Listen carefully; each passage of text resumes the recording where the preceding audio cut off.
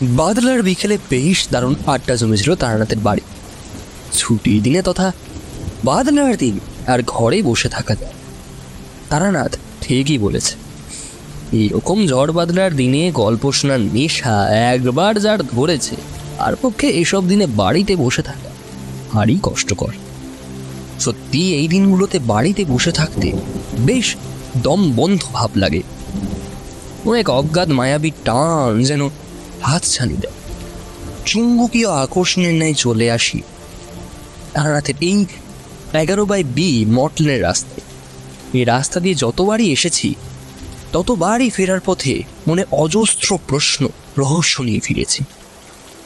খোশ গল্পে মেতে আছি সকলে এমন সময় চারি এসে মুড়ি মাখা দিয়ে গেল। দাদা বাবুরা, আজকে আপনারা খেয়ে যাবেন কিন্তু রাতে। আপনাদের জন্য রান্না করছি তাহলে। না না চারিমা, আমরা সন্ধে নামলেই রওনা দেব। না দাদা বাবু, আজ তো ছুটির দিন, আজকে আপনাদের কোনো বারণ শুনবো না। আপনাদের আজ রাতের খাবার খেয়ে যেতেই হবে। চারির এই অনুরোধের পর ওকে আর না করতে পারলাম না। সে ছোট্ট থেকে দেখে আসছি চারিকে, যেমন সুশী ভদ্র তেমনি শান্তশিষ্ট ঠান্ডা মেজাজেরও। মেয়েটা ভারী মিষ্টি, দাদাবাবু বলে ডাকে সবসময়, তাই ওকে নিজের বোনের চেয়ে কিছু কমও ভাবিনি কখন। তাই আদরের এই বোনের আবদারটা আর ফেলতে পারলাম না। আচ্ছা ঠিক আছে, আমরা রাতে খেয়েই যাব।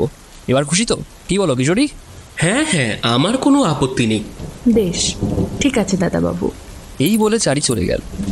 তারানাথ চোখ বন্ধ করে যেন কিসের এক ভাবনায় ডুবেছিল। মুখে প্রশান্তির ছাপ, কিন্তু রোজগোল কুঁচকে রয়েছে। কিশোরী, তারানাথ কি ধ্যানই রয়েছে? কি জানি, মনে হয় তো তাই। তাহলে ওনাকে ডাকাটা ঠিক হবে কি? কিশোরী উত্তর না দিয়ে একটা উপস্থিতিমূলক কাশি। আচ্ছা, আপনি কিভাবে জানলেন যে কাশিটা আমি দিলাম? আর আপনি এটাও কিভাবে বুঝলেন যে কাশিটা উপস্থিতি জানান দেওয়ার জন্যই? আর আপনি এটাও কি করে বুঝলেন যে আমরা ধ্যানের কথাটাই ভাবছিলাম? আর কিশোরী, এত অধৈর্য হও কেন?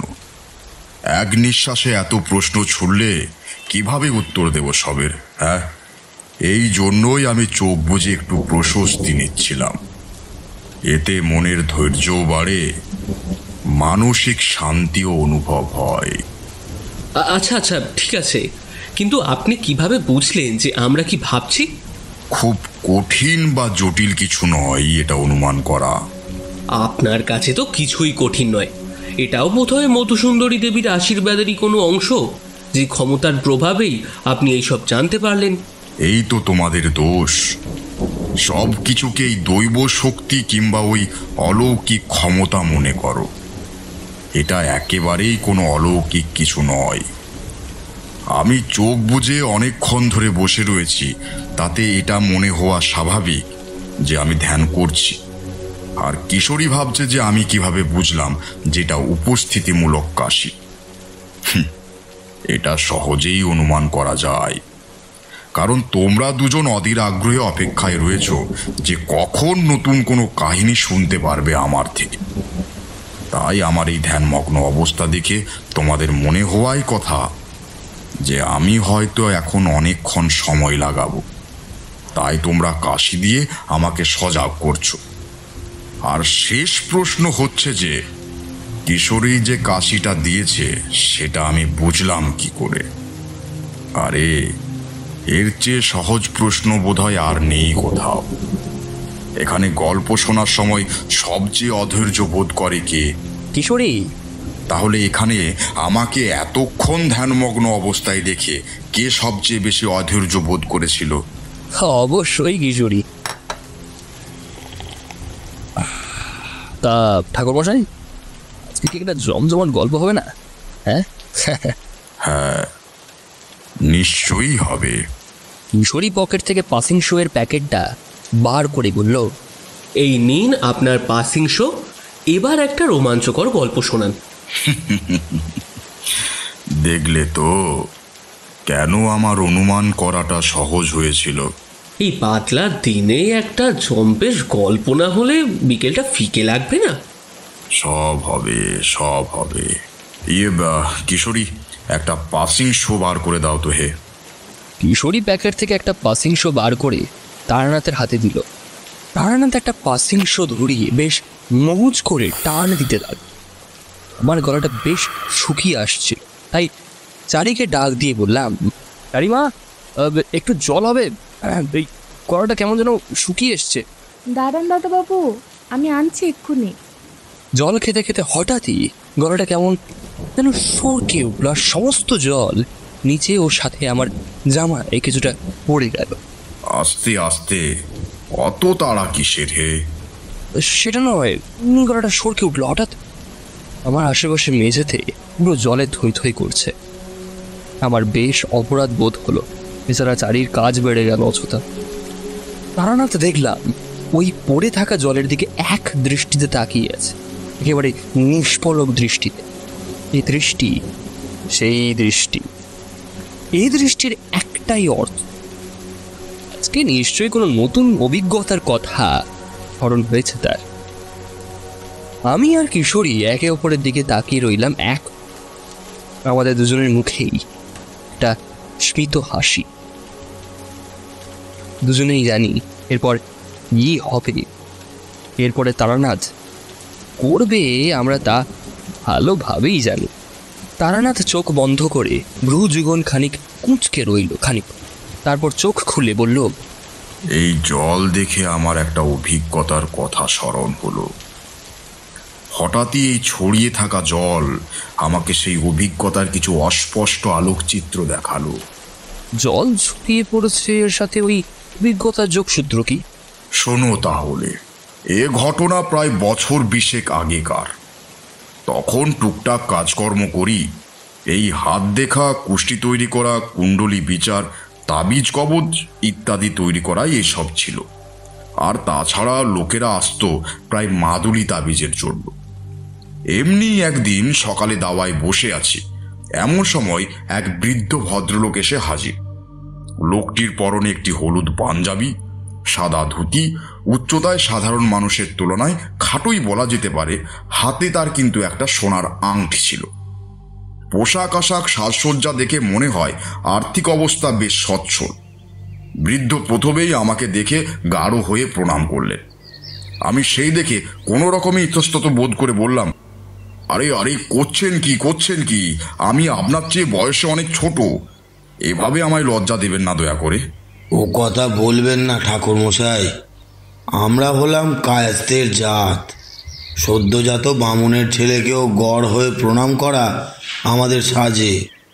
শাস্ত্রের তো তাই নিদান। শাস্ত্রের নিদান যেটাই হোক না কেন, মনুষ্যত্বের নিদানটাই সব চাইতে উচ্চ। আর মনুষ্যত্বের নিদান অনুযায়ী আমার চেয়ে বয়োজ্যেষ্ঠ কেউ এইভাবে আমাকে প্রণাম করাটা, আর যাই হোক, আমার কাছে সম্মানের নয়। আর এরকমটি করবেন না কখনো। আচ্ছা, ওসব বাদ দিয়ে আপনি আপনার গ্রামের যে বিপদের কথা বলতে এসেছেন সেটাই বলুন না হয় আগে। ওটা বেশি জরুরি এসবের চেয়ে।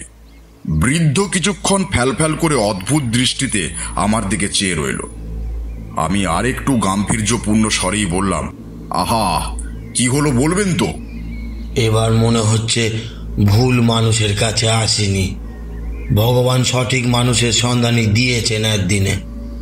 তবুও ভয় হয় জানেন তো, চোখের সামনে এত নির্দোষ মানুষকে ওভাবে মরতে দেখার পর সবার মনেই কেমন যেন একটা অজানা আতঙ্কের প্রলেপ লেগে আছে।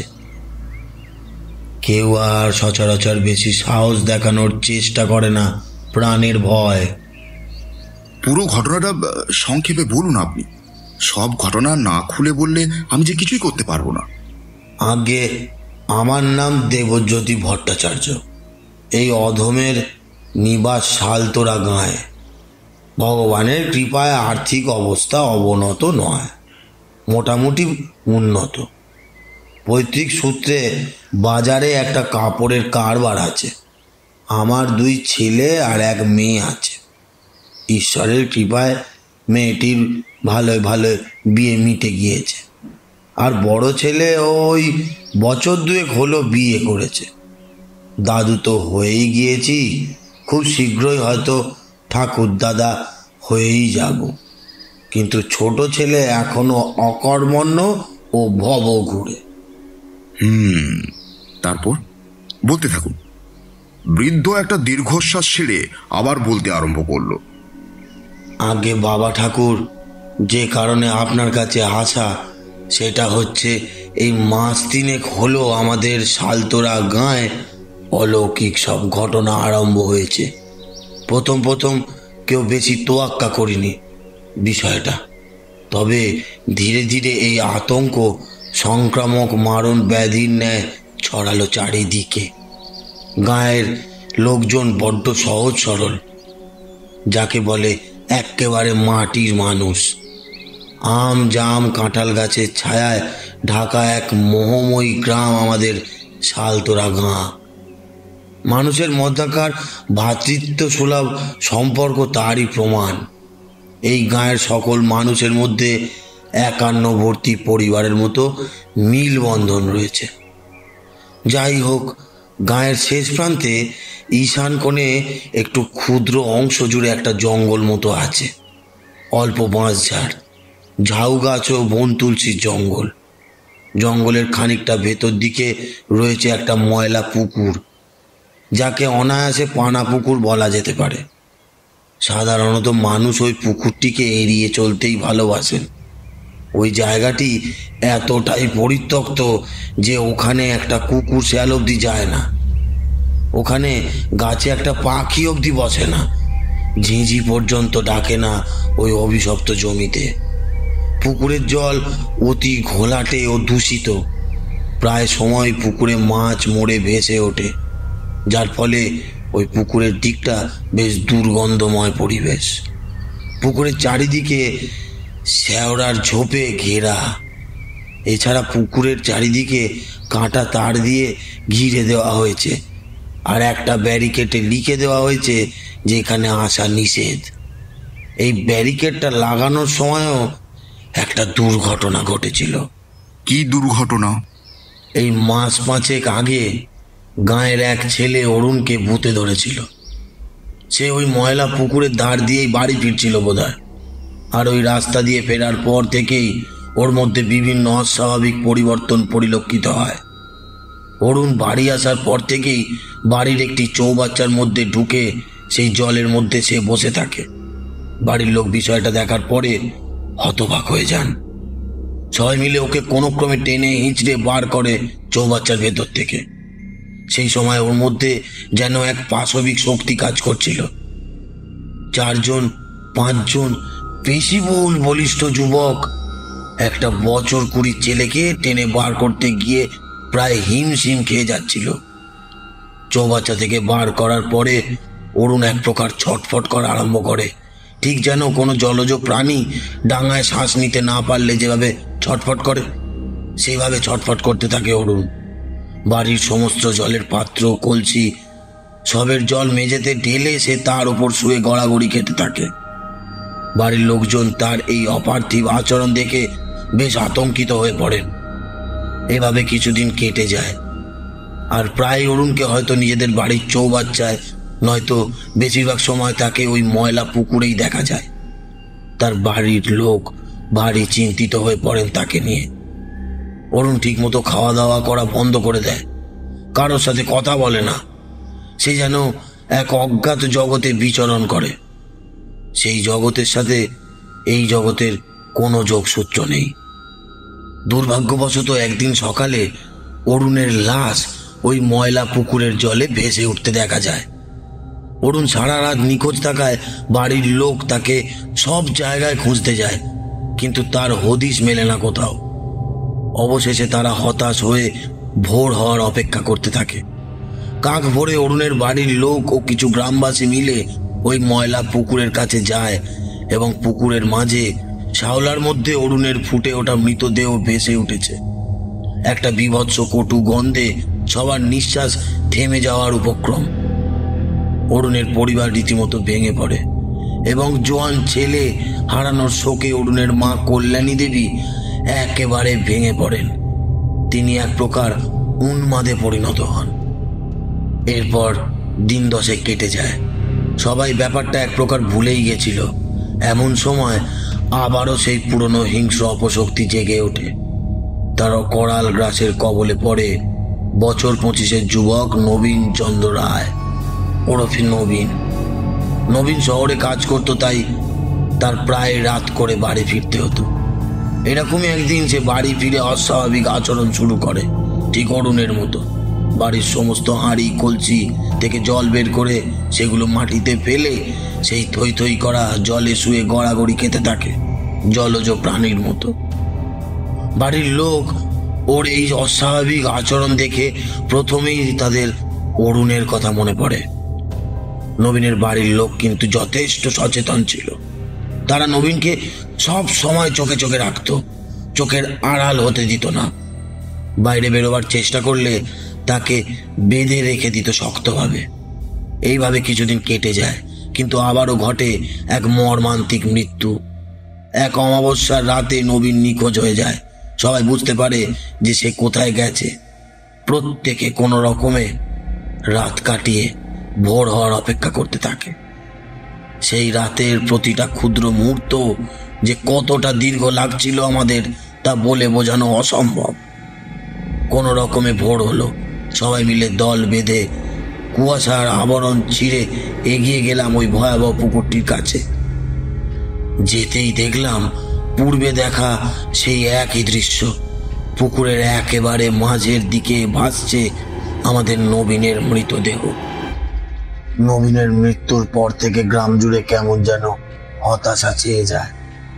সর্বদা হাসি খুশি থাকা গ্রামবাসীরা কেমন যেন ভয় ভয় বাঁচতে আরম্ভ করল। লোকজন সচরাচর দিনের বেলায় ছাড়া বাড়ি থেকে বেরোতে চাইতো না।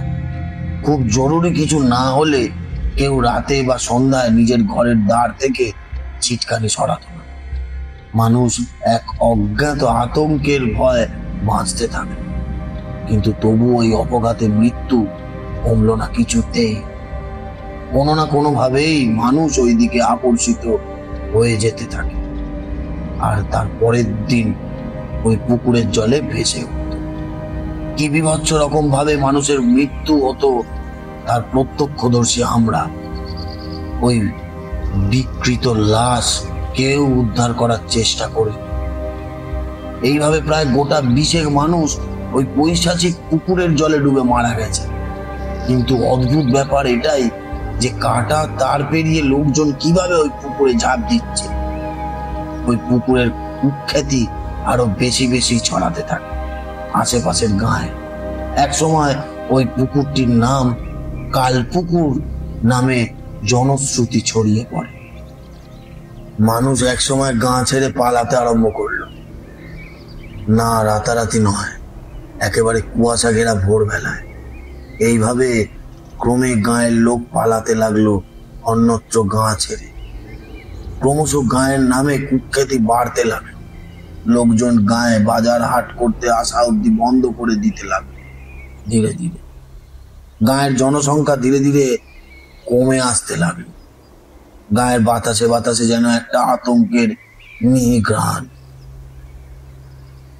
আর সাথে সাথে একটা লাশ পচা বিশ্রী উগ্র গন্ধ। যারা যারা পেরেছে গ্রাম ছেড়ে যেতে তারা চলে গেছে, আর যারা রয়ে গেছে তারা প্রহর গুনতে থাকে যে কখন কি করবে, কখন তাদের হাতছানি দিয়ে ডাকবে ওই পুকুরের অপার্থিব অপশক্তি। তা আপনারা এতদিন কোনো ব্যবস্থা গ্রহণ করেননি এর বিরুদ্ধে? হ্যাঁ, নিয়েছি। এর আগে 2 ওঝাকে ডাকা হয়েছিল। প্রথমবার আমি ডেকেছিলাম বানেশ্বর ওঝাকে। আশপাশের গাঁয়ে তার বড় নামডা। তিনি নাকি খুব সহজেই এরকম প্রেত পিশাচদের কাবু করতে পারেন। তো একদিন বানেশ্বর ওঝা ঢুকলেন গ্রামে। এসে তিনি জানালেন যে তিনি ওই পুকুরের কাছে সারা রাত ধরে একটি যজ্ঞ করবেন, এবং সেই সময় কেউ যাতে নিজের ঘর থেকে বাইরে পা না রাখে। বানেশ্বর ওঝাকে মানাতে বেশ বেগ পেতে হয়েছিল। তিনি বলেন যে এইসব নিম্নমার্গের প্রেত পিশাচকে বশ করার কাজ বানেশ্বর ওঝার নয়। যা, দূর হ এখান থেকে। তবু অনেক করজোড়ের পর তিনি আসতে রাজি হন। তবে তার একটাই শর্ত যে কেউ যাতে তাকে হাত দেখা, কুষ্টি বিচার, ভূত চড়ানো এই ধরনের ক্রিয়াকলাপে না জড়ায়। তো কথা মতো তাই করা হলো। রাত বাড়তে লাগলো আর গাঁয়ের সকলে নিজের বাড়ির দুয়ার এঁটে শুয়ে পড়ল। সকলেই বেশ ভয় ভয় ছিল। যাদের বাড়ি ওই জঙ্গলের সীমানার কাছাকাছি তারা ওঝার কর্কশ স্বরে মন্ত্রোচ্চারণের শব্দ শুনতে পাচ্ছে। হঠাৎ এক সময় মন্ত্রোচ্চারণ থেমে গেল আর সকলে এক মুহূর্তের জন্য শুনতে পেল এক বিকট আর্তনাদ। সে আর্তনাদ এতটাই ভয়ঙ্কর তাতে যে কারোর বুকের রক্ত চলকে ওঠে। সকলে ভাবল যে হয়তো ওই অপশক্তি বিদেয় হয়েছে বানেশ্বর ওঝার যজ্ঞের ফলে। সারা রাত কোনো রকমে কাটলো সবার। সকালে তড়িঘড়ি করে সবাই উঠে গেল ওই পুকুরটির কাছে। এবারে একেবারে স্তম্ভিত হয়ে গেলাম। পুকুরের জলে ভাসছে বানেশ্বর ওঝার ছিন্ন ভিন্ন মৃতদেহ। যজ্ঞস্থলে যজ্ঞ বেদি, কাঠ ও যাবতীয় সরঞ্জাম ছড়িয়ে ছিটিয়ে রয়েছে এবং সেগুলো ভিজে জপ করছে। চারিদিকে কাদা মাটিতে ঘেঁটে রয়েছে। এখানে কিভাবে যজ্ঞ করেছিল বানেশ্বর ওঝা? তার যজ্ঞ কি আদৌ সম্পন্ন হয়েছিল, নাকি সেই ভয়ঙ্কর পিশাচের সামনে বানেশ্বর ওঝাও হিমশিম খেয়ে গেছিলেন? এই ঘটনার পর থেকে গ্রামে একটা বিরাট হতাশার ছায়া নেমে আসে। সকলেই এক প্রকার আশাহত হয়ে পড়েছিল। সকলেই ভাবছিল যে এই প্রলয়ঙ্করী অপশক্তির হাত থেকে বাঁচা অসম্ভব। একদিন গ্রামে হঠাৎ পা রাখলো একজন ব্রাহ্মণ। গ্রামে ঢুকেই সেই গ্রামের মাটি এক খাবলা তুলে সেই মাটির ঘ্রাণ নিয়ে জানায় যে এই গ্রামে যে অপশক্তির বাস সে ধীরে ধীরে আরো বেশি শক্তিশালী হয়ে উঠছে। প্রতি অমাবস্যার রাতে সে একটা করে মানুষকে ওই জলায় ডুবিয়ে মারছে আর তার শক্তি ক্রমশ বৃদ্ধি পাচ্ছে, আরো পাচ্ছে, পেতেই থাকছে। গ্রামবাসীরা তার শরণাপন্ন হয়ে আর তার কাছে জানতে চায় যে কে এই প্রেত আর সে কেন এইভাবে নৃশংস হত্যালীলা চালিয়ে যাচ্ছে গ্রামে। এর উত্তরে সে জানায় এটি একটি গ্রাম বাংলার প্রেত পিশাচের মধ্যেই গণ্য হয়। তবে কোনোভাবে যদি এই প্রেতকে ক্ষুধিত করা হয় তবে সেই পরিণতি ভয়ানক। কোনো গ্রামবাসী হয়তো কোনোভাবে একে ক্ষুধিত করে তুলেছে, তাই এই প্রেত একের পর এক নৃশংস হত্যা চালিয়ে যাচ্ছে গ্রামে। তাকে তার পরিচয় জানতে চাইলে সে জানায় সে হেতল গুণী আর তার পক্ষে এই প্রেতকে মোকাবিলা করা সম্ভব নয়। তার গুরুর কাছেও নাকি এত বিদ্যে নেই যে এই প্রেতকে পরাস্ত করার উপায় বলতে পারে। তার গুরুও নাকি তাকে এত বিদ্যে দিয়ে যান। আর বড় কথা, এই প্রেতকে তন্ত্র বলে বশ করা যাবে না কোনোভাবে। গ্রামবাসী তার এই কথায় একেবারে হতাশার চরমে পৌঁছায়, কিন্তু সবাইকে ধাতস্থ করে তিনি জানান যে খুবই শীঘ্রই কেউ একজন আসবে যে এই গায়ের সংকট মোচন করবে।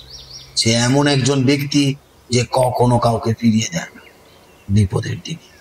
ব্যাস, এরপর আমি আপনার কাছেই এলাম ঠাকুর মশাই। সবই বুঝলাম, কিন্তু আপনার ছোট ছেলের ব্যাপারে বললেন না যে? হ্যাঁ বাবা ঠাকুর, আমার ছেলেকে বাঁচান বাবা ঠাকুর। আমার ছেলের বড় বিপদ ঠাকুর। ওই পিশাচ ওকেও মেরে ফেলতে চাইছে। শুধু হেতল গুণিনের দেওয়া তাবিজের জোরে ওর কোনো ক্ষতি করতে পারেনি ঠাকুর মশাই। আপনি দয়া করে ওকে বাঁচান। ও যে এক পা করে মৃত্যুর ঘাটে পা বাড়াচ্ছে বাবা ঠাকুর। কাঁদবেন না, আমি আপনার কষ্ট বুঝতে পারছি, কিন্তু এখন আপনাকে মন শক্ত করতে হবে। এভাবে ভেঙে পড়লে চলবে না কিন্তু। হ্যাঁ, আমার কাছে যখন এসেছেন তখন আপনার সাহায্য না করে আপনাকে ফিরিয়েও দিতে আমি পারবো না। আমি সারা জীবন আপনার ঋণ মনে রাখবো ঠাকুর মশাই। কিন্তু ঠাকুর মশাই, ওই অপশক্তিটি কে এবং সে কেন এভাবে গ্রামের নিরীহ মানুষদেরকে খুন করছে? বিনা কারণে এমন ভাবে আমাদের গ্রামের ক্ষতি সাধন সে কেন করছে? সে কি চায়? এবারে এক গহীন ভাবনার সাগরে ডুবে গেলাম। তারপর দীর্ঘদিন পূর্বের একটি পরিচিত শব্দ অস্পষ্টভাবে কানে ভেসে আসলো। মাত্র দুটো শব্দ। আমি খানিক ইতস্তত হয়ে তাকে গাম্ভীর্যপূর্ণ স্বরে বললাম, জোকা প্রেত।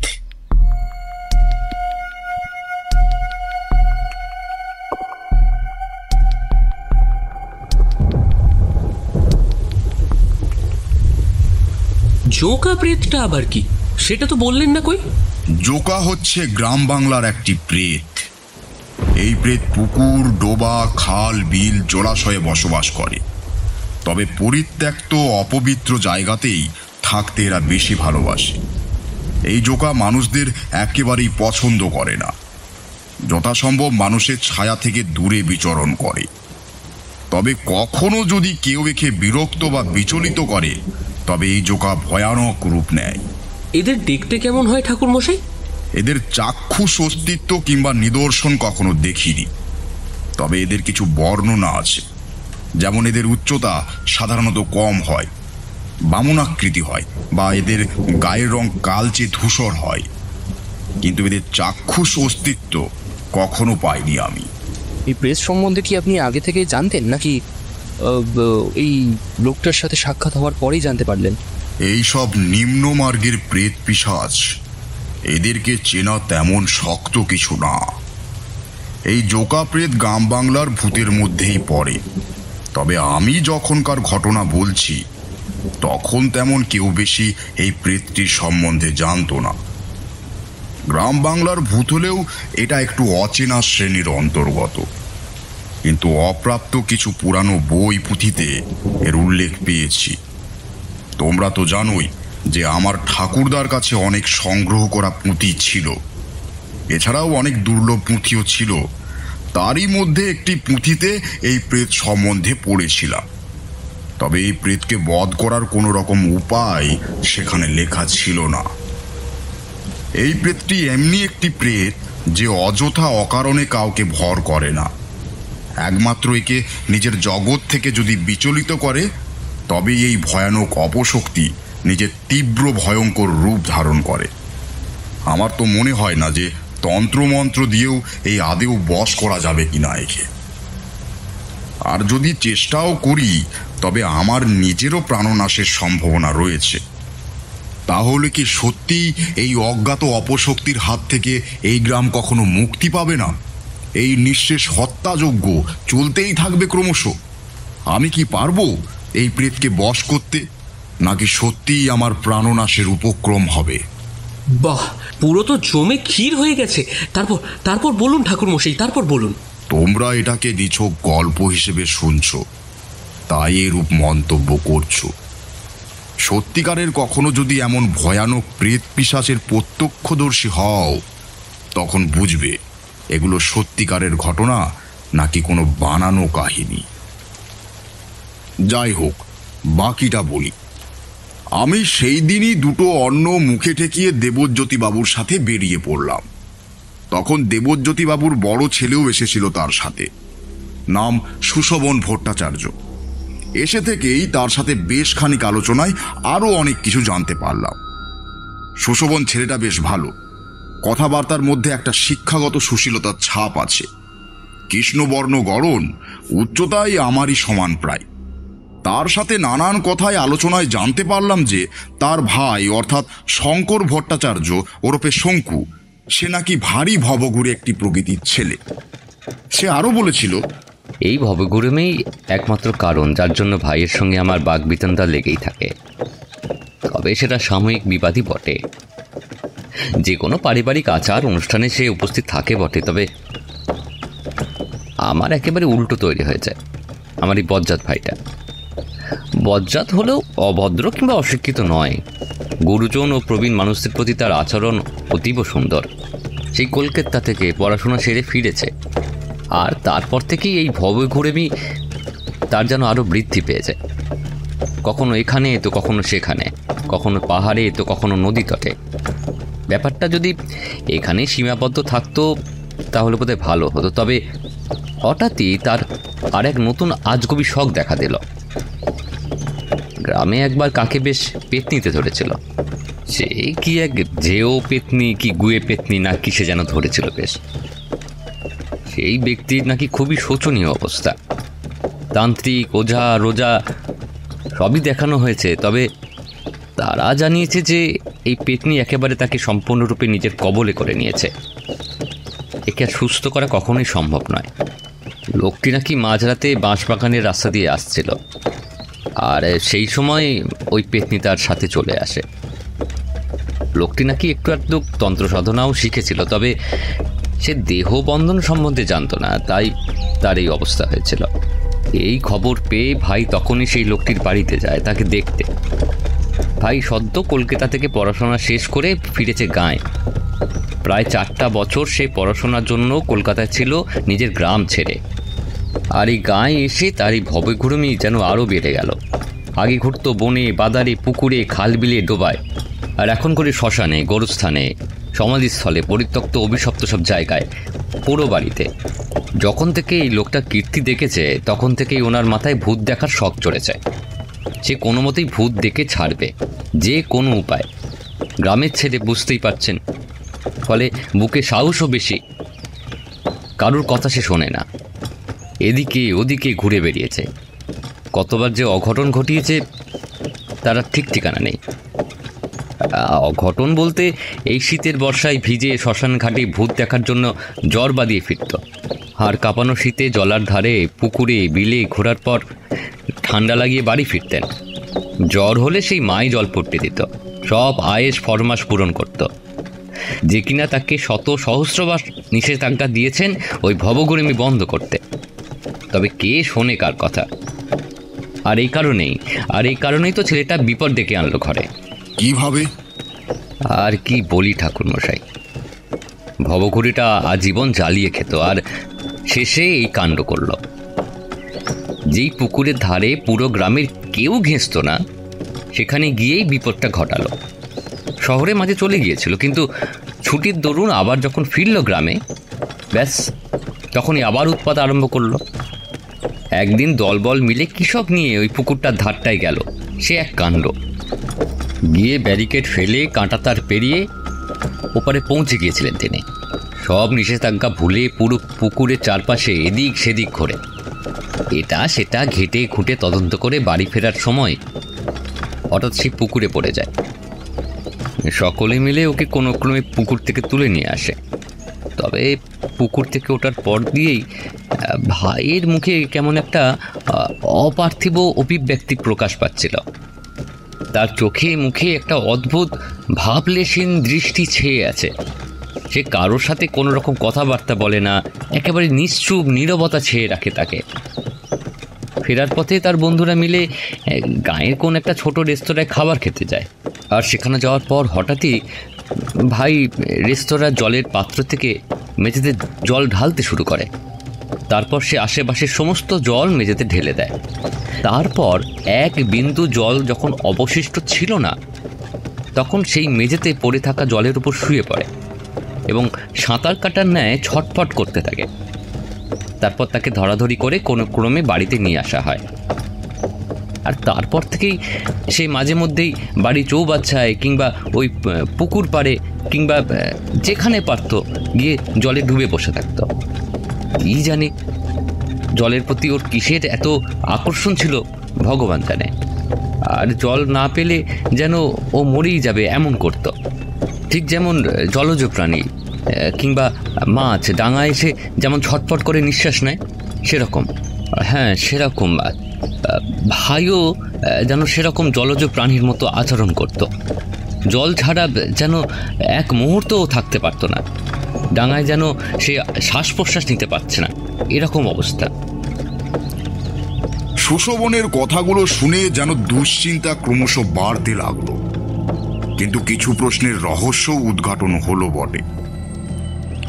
কি হতে চলেছে শালতোড়া গ্রামে? আমি কি আদৌ পারবো ওই প্রেতের কবল থেকে গ্রামকে মুক্ত করতে? শঙ্কর কি প্রেতের কবল থেকে বাঁচতে পারবে? কি জানি কি হবে।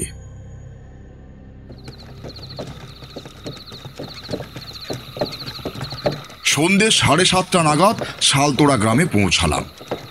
প্রায় অন্ধকার এই পরিবেশেও গ্রামটিকে বেশ মায়াবী লাগছিল। দেখে মনেও হয় না এই গ্রামে ঘটে চলেছে একের পর এক নৃশংস সব মৃত্যু। দেখে মনেই হচ্ছে না এই গ্রামেই এক ভয়ানক অপশক্তির বাস। গ্রামের প্রাঙ্গণ জুড়ে বয়ে চলেছে সনসনে বাতাস। গ্রামের মধ্যে কেমন যেন একটা হাড় হিম করা ঠান্ডা পরিবেশ ছেয়ে আছে। উত্তরে হাওয়া এসে শরীরে ঝাপটা মারছে পাখির ডানার মতো। আমি গ্রামের এক খাবলা মাটি তুলে ঘ্রাণ নিলাম, আর যা বুঝলাম এ গায়ে এক ভয়ানক জলপিশাচের ছায়া রয়েছে। বাতাসেও কেমন একটা আষ্টে আষ্টে গন্ধ ভেসে বেড়াচ্ছে।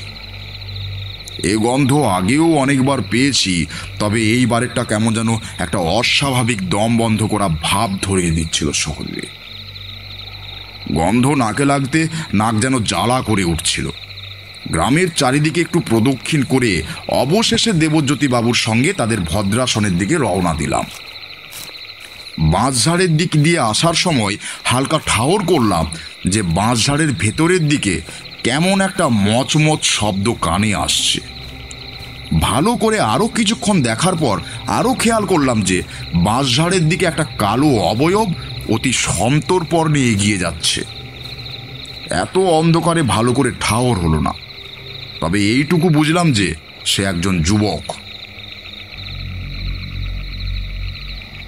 মুখটা ভালো মতো ঠাহর করতে পারিনি, তবে যা দেখলাম তাতে আমার শরীরের মধ্যে একটা হিমশীতল স্রোত বয়ে গেল। সে একেবারে মোহচ্ছন্ন এর মতো হেঁটে চলেছে ওই পুকুরটির দিকে। মোহচ্ছন্ন বলার কারণ হচ্ছে সে যেতে যেতে প্রতিবার বাঁশঝাড়ে ধাক্কা খাচ্ছিল আর আবারও আচ্ছন্ন অবস্থায় এগিয়ে যাচ্ছিল। যা বুঝলাম সেই ব্যক্তির চোখ দুটি বন্ধ, যার জন্য সে কিছু দেখতে পাচ্ছে না, কিন্তু তবুও কোনো এক অজ্ঞাত টানে এগিয়ে চলছে ওই দিকে। এ কি আদেও কোনো মানুষ নাকি কোনো অশরীরী? মনে একটা পরস্পর বিরোধী চিন্তার সংঘর্ষ নিয়ে দেবজ্যোতি বাবুর বাড়ির অন্দরমহলে প্রবেশ করলাম। আমাকে থাকার জন্য একটা কোণের ঘর দেওয়া হলো। ঘরটি দেখে মনে হলো আগে এটা এমনিই পড়ে থাকতো, কিন্তু আমি আশায় হয়তো ঘরটিকে পরিষ্কার করে বাসযোগ্য বানানো হয়েছে। খাটের উপরে বসেছিলাম, তখনই একজন মহিলা এসে খাবার দিয়ে গেল। সে সম্ভবত দেবজ্যোতি বাবুর বড় বৌমা, অর্থাৎ সুশোভনের স্ত্রী। সে এক কাণ্ড! পোলাও, মাংস, রুই মাছের কালিয়া, কয়েকটা বড় বড় সন্দেশ আর কয়েক রকমের মিষ্টি। আমি সংকোচ করে বললাম, আরে আরে না না, আরে আরে মা, করো কি, এত খাবার আমি দুদিনেও খেতে পারবো না, এত সব নিয়ে যাও। রাতে আমি এত বেশি পরিমাণে খাই না। আপনার যতটুকু খাওয়ার আপনি ততটুকু খেয়ে নিন। আপত্তি করে কিছু বলতে যাচ্ছিলাম, ঠিক তখনই মহিলা সেখান থেকে চলে গেলে। আর কি করব, বাধ্য হয়েই খেতে আরম্ভ করলাম। তবে অত পরিমাণ আহার করতে আমি যে পারবো না তা আমি বিলক্ষণ জানি। শেষে অনেকটা খাবারই নষ্ট হলো। রাতে আর শরীর চলল না, তন্দ্রাচ্ছন্ন হয়ে বসে আছি। এমন সময় আবারও একটা উগ্র আষ্টে গন্ধ নাকে এসে লাগলো। দেখলাম মাথার দিকের জানলাটা খোলা আছে, সেখান থেকে ক্ষীণ আলো এসে পড়ছে খাটের কালচে চাদরের উপর। জানলার বাইরে থেকেই ওই উগ্র আষ্টে গন্ধটা ভেসে আসছে। হঠাৎই একটা কথা মনে পড়তে ছুটে গেলাম জানলার কাছে। জানলার রডের ফাঁক দিয়ে দেখতে পেলাম ওই বাঁশঝাড়টা। একটা ধোঁয়াটে ধূসর অবয়ব বাঁশঝাড়ের আশেপাশে ঘুরে বেড়াচ্ছে। অন্ধকারে ভালোভাবে তাকে ঠাউর করতে পারলাম না, কিন্তু এইটুকু বুঝলাম যে সেই দিক দিয়েই ভেসে আসছে ওই আষ্টে কটু গন্ধটা। রোষ কটাক্ষে একবার তার দিকে তাকালাম, কিন্তু কোনোরূপ প্রতিক্রিয়া দেখালো না সেই ছায়ামূর্তি। জানলার রডের ফাঁক দিয়ে দেখতে পেলাম ওই বাঁশঝাড়টা। একটা ধোঁয়াটে ধূসর অবয়ব বাঁশঝাড়ের আশেপাশে ঘুরে বেড়াচ্ছে। অন্ধকারে ভালোভাবে তাকে ঠাউর করতে পারলাম না, কিন্তু এইটুকু বুঝলাম যে সেই দিক দিয়েই ভেসে আসছে এই আষ্টে কটু গন্ধ। রোষ কটাক্ষে একবার তার দিকে তাকালাম, কিন্তু কোনো রূপ প্রতিক্রিয়া দেখালো না সেই ছায়ামূর্তি। তারপর কিয়ৎক্ষণ পর সেই ছায়ামূর্তি বিদ্যুৎ বেগে বাঁশঝাড়ের ভেতর ঢুকে গেল। কোন দিকে গেল সে? সেই পুকুরের দিকে। মনের ভিতর একটা চাপা অস্বস্তি ক্রমশ দানা বাঁধছিল। মনের মধ্যে কেউ যেন বলছে যে আজ কিছু একটা ঘটবে, আজ কি কিছু একটা হবে। তোমরা তো জানো মধুসুন্দরী দেবীর থেকে এমন কিছু বিশেষ ক্ষমতা লাভ করেছিলাম। যখনই এমন কিছু মনে হয়েছে তখনই কোনো কালান্তক বিপদের সম্মুখীন হয়েছি। মনের মধ্যে কে যেন ক্রমশ বলে চলছে যে ঠিক নেই, ঠিক নেই, কিছু একটা ঘটবে, আজ কিছু তো ঘটবে। সেই রাতে আর জানলার কাছে দাঁড়ালাম না, এসেই শুয়ে পড়লাম বিছানায়। শুয়েছি আর কিয়ৎক্ষণ পর একটা কান ফাটানো আর্ত চিৎকারে ভেসে আসলো ওই বাঁশঝাড়ের দিক দিয়ে। যা আশঙ্কা করেছিলাম তাই ঘটল।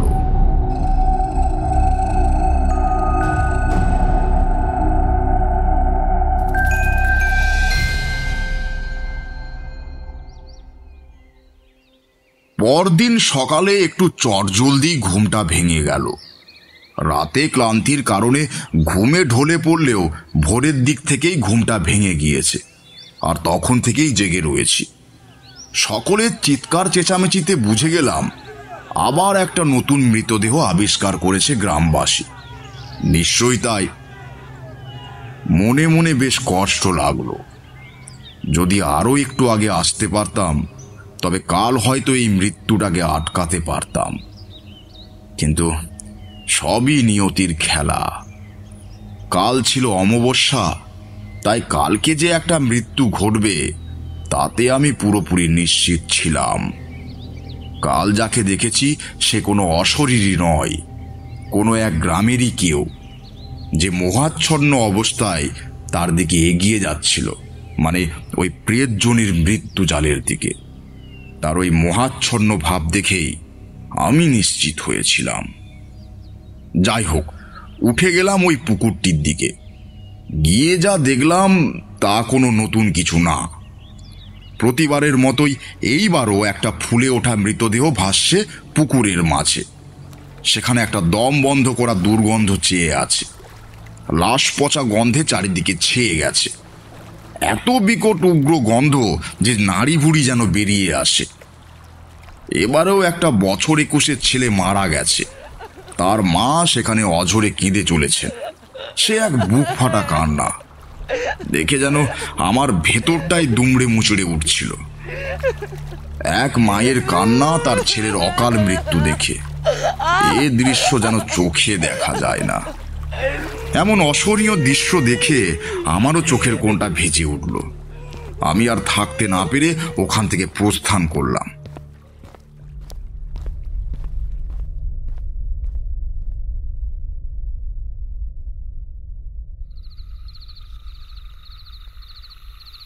সন্ধ্যাবেলায় দেবজ্যোতি বাবুর বাড়ির বৈঠকখানায় একটি আলোচনা বসল। সবাই বলা বলি করছে দেবজ্যোতি বাবু একজন শক্তিধর তান্ত্রিককে নিয়ে এসেছেন। ইনি হয়তো ওই প্রেতকে বধ করতে পারবেন। তাদের কথা শুনে আমার ভিতরকার চাপা অস্বস্তি ক্রমশ বাড়ছিল। তাদের এই বিশ্বাস কি আমি রাখতে পারবো আদেও? মনটা বড্ড আনচান করছিল। সেখানে গ্রামের অনেক বয়োজ্যেষ্ঠ ও প্রবীণ মানুষেরা উপস্থিত ছিলেন। আমি বসে বসে মুড়ি চিবোতে চিবোতে তাদের কথাবার্তা শুনছিলাম। অনেকে অনেক রকম কথাবার্তা বলছিল। কেউ কেউ গ্রাম ছেড়ে অন্যত্র চলে যাবার কথা বলছিল। কেউ কেউ বলছেন যে ওই পুকুরটাকে পুরোপুরি ধ্বংস করে দিতে হবে। আবার কেউ বলছেন ওই পিশাচকে পরাস্ত করতে বোধহয় কেউই পারবেন না। তাদের মধ্যে একজন বৃদ্ধ জিজ্ঞাসা করলেন আমাকে, আচ্ছা বাবা ঠাকুর, এটা কি কোনো মেচোপিসাচ জাতীয় প্রেত নাকি? না, তা একদমই না। আর মেসোপিচাচ হলে সে মাছ মারত, এভাবে এত মানুষের প্রাণহানি করতো না। তাহলে বাবা ঠাকুর এর হাত থেকে নিস্তার পাওয়ার কি কোনো উপায় নেই? নিশ্চয়ই আছে, সেই উপায়ই খুঁজছি এখন আমি। প্রকৃতির বুকে গড়ে ওঠা শক্তি যার উৎপত্তি প্রকৃতিতে, তার ধ্বংসও প্রকৃতিতেই হবে। শুধু সেই সমাধান আমাদেরকে খুঁজে বার করতে হবে। অপশক্তির যতই শক্তিশালী হোক না কেন, শুভ শক্তির কাছে সে সবসময় দুর্বল আর অপরাজেয়। ভগবানকে ডাকুন, সব সময় ভগবানকে ডাকুন। আমি কিছু একটা বিহিত করবই। আচ্ছা, আপনাদের গ্রামে প্রথম মৃত্যু কার হয়েছিল সঠিক করে বলতে পারবেন কেউ? আগে হ্যাঁ, বলতে পারবো। প্রথম মৃত্যু হয়েছে, মনে পড়েছে, হ্যাঁ, অরুণের। অরুণ নামের একটা ছেলে ছিল, খুব বাজি ছিল ছেলেটা। সবসময় দুষ্টামি বুদ্ধি কাজ করতো তার। কখনো এর বাগান থেকে আম চুরি, কখনো ওর বাগান থেকে লিচু চুরি।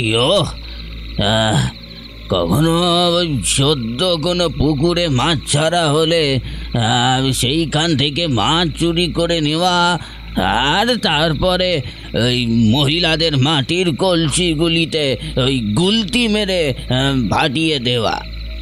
এসব তার রোজকার কার্যকলাপ ছিল। এই করে একদিন রাতে দেরি করে বাড়িতে ফিরছিল।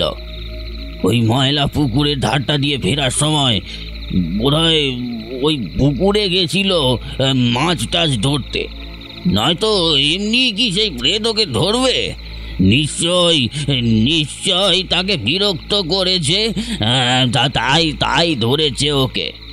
পরের দিন আমরা গিয়ে দেখি পুকুরের মাছ ধরার জাল, ছিপ আর একটা মাটির কলসিতে কেঁচো টেচে দিয়ে লেপে রাখা মাটি দিয়ে। সে যে পুকুরের স্যাঁতস্যাঁতে দোআঁশ মাটি তা আমি বুঝলাম। এর থেকেই আমরা সবাই নিশ্চিত হয়েছি যে প্রথমবার যখন এই অরুণ ছোকরাটা ওখানে গিয়েছিল তখন দিয়েই সেই প্রেত গ্রামে হানা দিয়েছে। তারপর থেকে একের পর এক। বৃদ্ধ আর বলতে পারলেন না। মাথা নিচু করে কপালে 2 আঙুল দিয়ে চেপে বসে রইলেন চুপচাপ। আমি তার কাঁধে একটা হাত দিয়ে তাকে ধাতস্থ করলাম। তারপর বললাম, শুনুন, আপনারা আর ভয় পাবেন না। এই প্রেতকে আমি বিদেয় করবই। আমি এরপর আর কোনো নির্দোষ মানুষের এরূপ নৃশংস অকাল মৃত্যু ঘটতে দেব না। আপনারা একটা জিনিস খেয়াল করেছেন? প্রতিটা মৃত্যু শুধুমাত্র অমাবস্যায় হচ্ছে। কাল অমাবস্যা ছিল, তাই কাল রাতে যে মৃত্যুটা হলো সেটা আমি আটকাতে পারলাম না। তবে যদি আরও একটু আগে সকাল সকাল এসে পড়তাম তবে হয়তো তাকে বাঁচাতে পারতাম। যাই হোক, সেসব কথা থাক। আচ্ছা দেবজ্যোতি বাবু, এই গ্রামে মোট কয়টি মৃত্যু ঘটেছে এবং কতজনকে এই প্রেতে ধরেছে? ঠাকুরমশাই, মনে হয় মোট 22 জনের মৃত্যু হয়েছে। আর প্রেতের কবলে কতজন পড়েছে সেটা ঠিক জানা নেই। মনে তো হয় আর কেউ বেঁচে নেই। যাদের এই প্রেত ধরেছিল প্রায় সকলেই মারা গেছে। তাহলে এই আজকে যে মৃত্যুটি ঘটল সেটা কি গ্রামের শেষ মৃত্যু? হ্যাঁ, তাই মনে হয়। তবে এখনো একজনের মৃত্যু বাকি আছে বোধহয়। কথাটা বলে দেবজ্যোতি বাবু চোখে হাত দিয়ে চোখ মুছতে লাগলেন। আমি এবার একটু গম্ভীর্য প্রকাশ করেই বললাম, আহা, এভাবে কাঁদবেন না। বলেছি তো, এই গায়ে আর একজনেরও মৃত্যু হবে না। নিজের প্রাণ দিয়ে হলেও আমি আপনাদের ছেলেকে বাঁচাবো। প্রায় বছর 200 হবে, হয়তো বা আরো বেশি। আমার বাবা ঠাকুরদার সময় পুকুরটা দিব্যি ভালো ছিল। সবাই পুকুরে মাছ ধরতে যেত। জাল ফেলে জেলেরা মাছ ধরে নিয়ে যেত। ছেলেপুলেরা পুকুরে সাঁতার কাটতে যেত, স্নান করত। গরু মোষকে স্নান করানো হতো। মহিলারা পুকুরের জল কলসিতে করে নিয়ে যেত। পাড়ে বসে বাসন মাজা, কাপড় কাচা সব কিছুই হতো। দুপুরে সবাই পাড়ে বসে আড্ডা দিত। সেসব সোনালি মুহূর্ত আমরা দেখতে পারি। তারপর সময়ের সাথে সাথে পুকুরটা পরিত্যক্ত হয়ে গেল। লোকজন ওই প্রান্তে যাওয়া আসা প্রায় বন্ধ করে দিল। এই হলো ইতিহাস। সেই সব ঠিক আছে, তবে যা বুঝলাম এই পুকুরটাই আসল বস্তু। সেখানে এই প্রেত কবে এলো, কিভাবে এলো এবং কেন এলো? সেসব উত্তর খুঁজে পাওয়া মুশকিল, তবে আমি এতটা বুঝতে পেরেছি যে কোনো সাময়িক যজ্ঞ বা পূজার্চনা করে একে ঠেকিয়ে রাখা গেলেও সেটা সাময়িক প্রতিবিধান হিসেবেই থাকবে। সেটা কোনো নির্দিষ্ট উপায় নয়। ওই পুকুরটাকেই বন্ধ করে দিতে হবে, নাহলে ওই কালান্তক বিপদকে আটকানো মুশকিল নয়, অসম্ভব। তাহলে তাহলে কবে পুকুরটা বন্ধ করতে হবে ঠাকুরমশাই? আমি তাহলে সেই মতো সব ব্যবস্থা করে রাখবো। অত সহজ কাজ নয় সেটা। ওইখানে একটা বিশেষ পূজা ও যজ্ঞ করব আমি, না হলে পুকুর বন্ধ করার সময়ই সেই প্রেত সেখানে উপস্থিত মানুষের ক্ষতি সাধনের চেষ্টা চালাবে, তা আমি নিশ্চিত। একটা বিশেষ তিথিতে আমি সেই যজ্ঞে বসবো। সেই তিথি কবে ঠাকুরমশাই, যদি বলেন? অমাবস্যার একদিন পর। কি বলেন ঠাকুরমশাই? অমাবস্যায় তো আমার ছেলেকে আবারও ওই প্রেত ভর করবে, আর তার যদি কোনো বিপদ হয়? সে চিন্তা করবেন না, ওই ব্যাপারেও আমি ভেবে রেখেছি।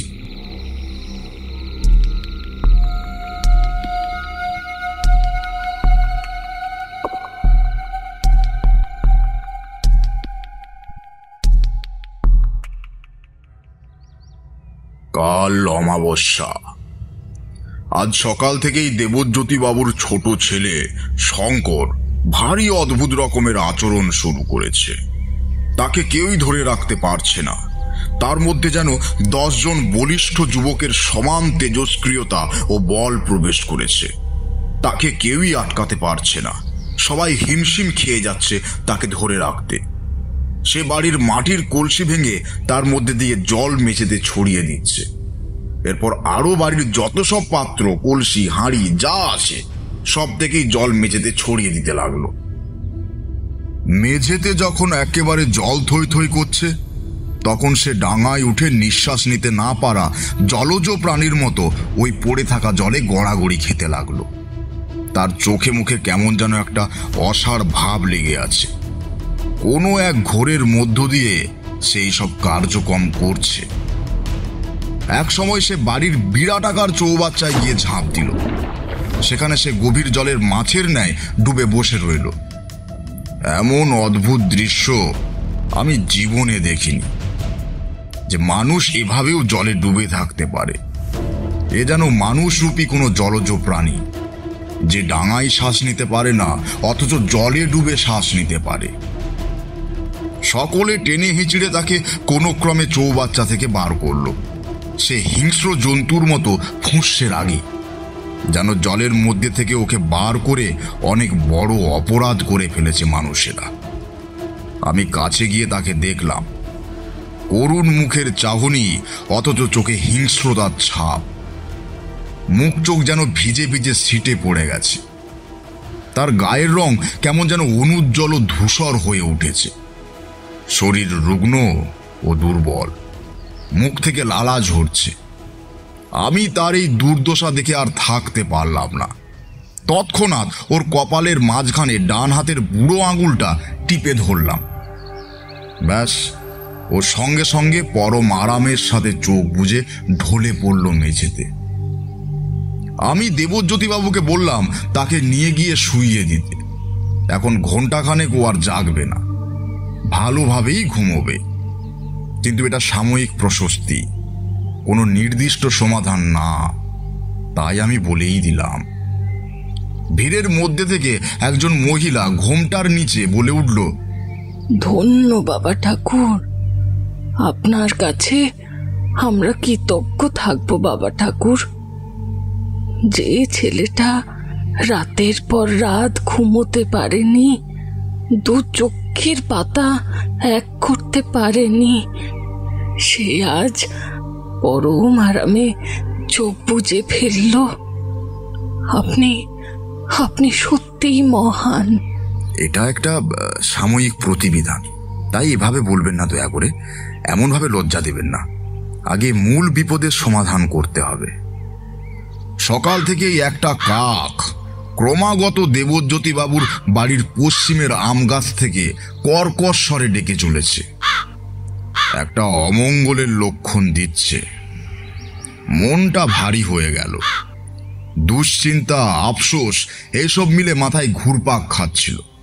আর ক্রমশ একটা চাপা অস্বস্তি মাথা চাড়া দিয়ে উঠছিল। চিন্তিত মুখেই নিচে নামলাম। দেখলাম বাড়ির সকলেই বেশ চিন্তায় রয়েছে। চিন্তামগ্ন মুখে আমার পানে চাইলেন দেবজ্যোতিবাবু, তারপর শুধালেন, ঠাকুর মশাই এসেছেন? দেখুন না, ছেলে আবারও উৎপাত আরম্ভ করেছে। বড় কাকা ধরতে গেলে ওর মুখে আঁচড় দিয়েছে। আগে এমন বিভৎস নখ ওর ছিল না, হঠাৎই হিংস্র জন্তুর মতো নখ হয়েছে। সে নখ দিয়ে বড় কাকার মুখে ভয়ানক আঁচড় বসিয়েছে। এখন কি করা যায় ঠাকুর মশাই? আমি একটু চিন্তিত দৃষ্টিতে এদিক ওদিক চেয়ে একটা দীর্ঘশ্বাস ছেড়ে বললাম, ছোট খোকা কোথায়? আমার সাথে চলুন ঠাকুর মশাই। গিয়ে দেখি ছোট খোকাকে খাটের সঙ্গে বাঁধা রয়েছে, আর সে ক্রমাগত ছটফট করে চলেছে ওই বাঁধন থেকে রেহাই পাওয়ার জন্য। কিন্তু আঁটো সাঁটো করে বাঁধা মজবুত বাঁধন সে খুলতে পারছিল না। তার ভেতর থেকে একটা ঘর ঘরে গোঙানি আওয়াজ ভেসে আসছিল। চোখ দুটো তার পুরো সাদা, যেন তার চোখের মনি নেই। চোখের মধ্যে একরাশ অন্ধকার ছেয়ে আছে। আমি আবারও গিয়ে তার কপালের মাঝে ডান হাতের বুড়ো আঙুলটা টিপে ধরি, কিন্তু তাতে কোনো লাভ হলো না। সে আমাকেও আঁচড়াতে যাচ্ছিল, তবে আমি সঠিক সময়ে তার হাতটা ধরে ফেলেছিলাম। উফ, কি ভয়ানক হিমশীতল সেই হাত! স্যাঁতস্যাঁতে মাছের আঁশের মতো সেই ধূসর হাত বেশিক্ষণ ধরে রাখতে পারলাম না। একটু পবিত্র গঙ্গাজল ওর গায়ে ও বাড়ির চারিদিকে ছড়িয়ে ছিটিয়ে দিলাম। গলার পদ্মবীজের মালাটা কপালে ঠেকাতেই শঙ্কর একটা তীব্র আত্মচিৎকার করে সাথে সাথেই গা এলিয়ে দিল খাটে। আমরা এরপর চলে আসি সেইখান থেকে। দুপুরে খাওয়া শেষে বৈঠকখানায় সবাই বসে আছি, এমন সময় দেবজ্যোতি বাবুর বড় বৌমা কাঁদতে কাঁদতে এসে বলল, সর্বনাশ হয়ে গেছে গো, সর্বনাশ হয়ে গেছে। ঠাকুরপো চৌবাচ্চার ভিতর বসেছিল ঢুকে।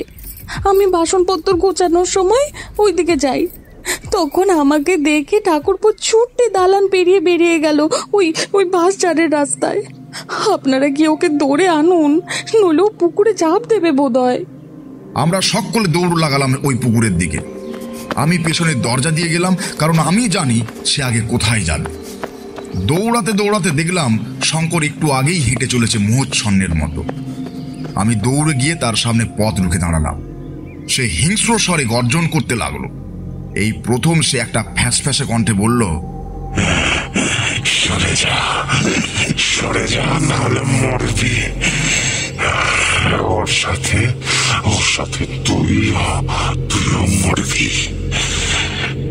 তার ওই ভয়ঙ্কর পৈশাচিক কণ্ঠস্বরে আমার অন্তরটা যেন কেঁপে উঠল। তবুও ভেতরের ভীতিটাকে গোপন রেখে মুখ বজ্র কঠিন করে বলে উঠলাম, যা করার করো, কিন্তু আমি তোমাকে যেতে দেব না। সরে যা বলছি, নাহলে কিন্তু তোকে মরতে হবে।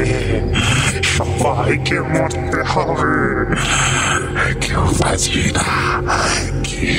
বাঁচবি না, পুরো গ্রাম শ্মশান হবে। সরে যা। পারবে না। তারানাথ তান্ত্রিক বেঁচে থাকতে এই গ্রামের ক্ষতি করতে কেউ পারবে না। আমি তাকে পেছন দিক দিয়ে জাপটে ধরে ফেললাম। তারপর আমার ডান হাতটা তার মাথায় চেপে ধরে মনে মনে বলতে লাগলাম গুরুর দেওয়া সেই বীজ মন্ত্র। 3 বার বীজ মন্ত্র জপ করার পর দেখলাম সে অজ্ঞান হয়ে ঢলে পড়ল। ইতিমধ্যে সবাই আমার চারপাশে এসে উপস্থিত হয়েছে। সবাই মিলে তাকে ধরাধরি করে বাড়ি নিয়ে আসলাম। সন্ধ্যাবেলায় আমার জিনিসপত্র ঘাঁটতে ঘাঁটতে হঠাৎই দেখলাম একটা পুরনো পুঁথিও তার মধ্যে রয়েছে। ভালোভাবে খেয়াল করার পর যা দেখলাম তা দেখে এই বুঝলাম যে এটা সেই পুঁথি যাতে জোকা প্রেত সম্পর্কে লেখা আছে। ভালোভাবে কিছুক্ষণ পুঁথিটা পড়লাম, এরপর একটা বুদ্ধি খেলে গেল মাথায়। কিয়ৎক্ষণ পরে আবারও শঙ্কর তার হিংস্রতার চরম পর্যায়ে পৌঁছে গেল। সে আবার খাটের সাথে বাঁধা দড়ির বাঁধন ছিঁড়ে বেরিয়ে এসেছে, আর সেটা তার বড় ভাই লক্ষ্য করে তাকে জাপটে ধরেছে। তারপর আরও অনেকে এসে তাকে ধরেছে। তবুও তাদের নাগাল থেকে বেঁচে সে আবারও চৌবাচ্চার জলে গিয়ে ঝাঁপ দিয়েছে। আমি সবাইকে নির্দেশ দিলাম যে বাড়ির সমস্ত জল সরিয়ে ফেলতে। যাতে এক বিন্দু জল অবশিষ্ট না থাকে। কথা মতো তারা সেই তাই করলো। সমস্ত হাঁড়ি, পাতিল, কলসি যা কিছু ছিল সমস্ত থেকে জল সরিয়ে ফেললো, এমনকি চৌবাচ্চাটা থেকেও। শঙ্কর রাগে ফুঁসতে থাকলো আর ছুটতে ছুটতে সে ছাদে চলে গেল। আমরাও তার পেছন পেছন গেলাম। গিয়ে দেখলাম শঙ্কর জলের ট্যাঙ্কির মধ্যে ঢুকে পড়েছে। কেউ ছাদের উপরে থাকা জলের ট্যাঙ্কিটাকে খেয়াল করেনি। সুশোভন নরম স্বরে বলল, ভাই রে, ভাই আমার নিচে নেমে আয় ভাই, ওখান দিয়ে নেমে আয়। শঙ্কর একটা ভয়ানক খুঙ্কার ছেড়ে বলল, চলে যা, এখান থেকে চলে যা, তাহলে কিন্তু সবাই মরবি। আজ অমাবস্যা, আজ তোরা কেউ আটকাতে পারবি না। আর ভুলেও জল সরিয়ে ফেলার চিন্তা করিস না, তাহলে কিন্তু তোরা সকলে মরবি। সুশোভন কাঁদো কাঁদো গোলায় বলল, এখন কি করব ঠাকুর মশাই? ও যে শঙ্কুকে মেরে ফেলবে বলছে। কিচ্ছু হবে না, ও কিচ্ছু করতে পারবে না। তুমি জল খুলে দাও, সব জল যাতে বেরিয়ে যায়। তুমি জলটা খুলে দাও আগে। আমার কথায় ধাতস্থ হয়ে সুশোভন কথা মতো জল খুলে দিল, আর সমস্ত জল বেরিয়ে গেল। সেই সঙ্গে শঙ্করও রাগে একবারে অন্ধ হয়ে চিৎকার করতে আরম্ভ করলো। সে আরও কিছু করতে পারত, তার আগেই তাকে সবাই মিলে ধরে ফেলল। তারপর তাকে নিচে নিয়ে আসা হলো এবং ওকে শক্ত করে বেঁধে দেওয়ার নির্দেশ দিলাম সাথে সাথে। তারপর সবাইকে জানালাম যে একটা ক্রিয়া করব এখন। সবাই যাতে সাধ্যমতো দূরত্ব বজায় রাখে এবং মহিলাদেরকে আলাদা ঘরে যেতে দেওয়ার নির্দেশ দিলাম। নিয়মানুযায়ী ক্রিয়া আরম্ভ করলাম। প্রথমে একটা প্রদীপ জ্বালালাম, তারপর কিছু মন্ত্রোচ্চারণ করলাম, এরপর কিছুটা সর্ষে ছড়ালাম, তারপর একটা পাত্রে কিছুটা জল ঢেলে পাত্রের ওপর প্রদীপটা রাখলাম, তারপর সেই প্রদীপের আশেপাশে আবারও কিছুটা সর্ষে ছড়ালাম, তারপর আবারও কিছু মন্ত্র উচ্চারণ করতে করতেই সেই জোকা প্রেতকে উদ্দেশ্য করে বললাম,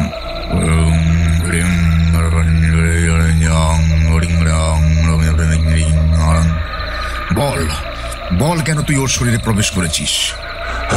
ও কেন গেছিল তাহলে আমায় বিরক্ত করতে? আমি তো ভালোই ছিলাম নিজের জায়গায়।